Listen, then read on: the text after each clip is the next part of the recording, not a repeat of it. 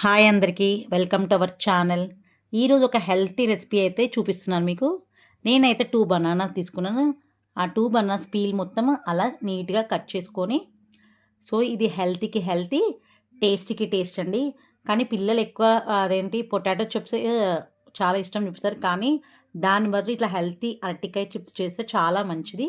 ఇది కేరళ వాళ్ళు బాగా ఇష్టంగా చేసుకుంటారు. సో మనం కూడా ఇలా హెల్తీ ఇవి ఇంట్లో చేయాలి. సో ఒక చిన్న బౌల్‌లో వాటర్ తీసుకొని అందులో పసుపు, ఉప్పేసి చక్కగా కలుపుకొని ఒక 5 మినిట్స్ పక్కకు ఉంచుకోవాలి.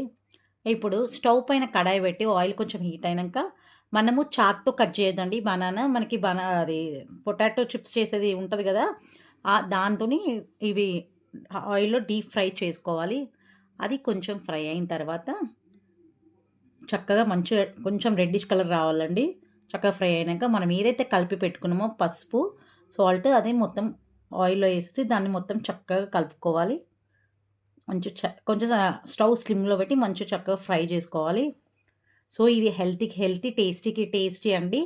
మనము రెగ్యులర్‌గా చాలామంది పిల్లలు పొటాటో చిప్స్ ఎక్కువ ఇంట్రెస్ట్ పొటాటో చిప్స్ ఇంకా ఏవేవో చిప్స్ కొనుక్కొని తింటున్నారు. మనం ఇలా కొంచెం ఓపిక తెచ్చుకొని ఇంట్లో ట్రై చేస్తే మనము తినొచ్చు, నో ప్రాబ్లమ్. ఏదో పెద్ద ఫ్యాట్ కూడా కాదు. పిల్లలకు కూడా పెట్టొచ్చు. మంచి ఈవినింగ్ స్నాక్స్ పెట్టొచ్చు. లంచ్ బాక్స్‌లో కూడా దీన్ని చక్కగా పెట్టొచ్చు. సో ఇది చక్కగా ఇప్పుడు ఫ్రై అయిపోయిందండి.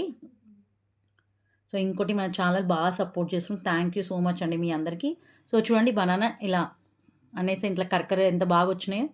ఇప్పుడు స్పైసీ కావాలంటే కొంచెం కారం, కొంచెం సాల్ట్ కూడా వేసుకోవచ్చు. లేదు పిల్లలు కొంచెం స్పైసీ తినలేని వాళ్ళు ఉంటే వాళ్ళకేమో మామూలుగా డైరెక్ట్‌గా అట్లా కూడా పెట్టొచ్చు. కానీ కొంచెం స్పైసీ అనుకున్నోళ్ళు ఇట్లా కారం, సాల్ట్ వేసుకొని తింటే చాలా బావుంటది. సో టేస్టీకి టేస్టీ, హెల్తీ హెల్తీ. మన హెల్తీ టేస్టీ బనానా చిప్స్ అయితే రెడీ అయిపోయినాయండి. సో ఇప్పుడు మీకోసం ఒకటి తిని టేస్ట్ ఎలా ఉందో నేను చెప్తాను. చాలా టేస్టీగా ఉంది. సో మనం హ్యాపీగా తినొచ్చు. వీడియో మీకు నచ్చితే లైక్ చేయండి. బాయ్ అందరికీ.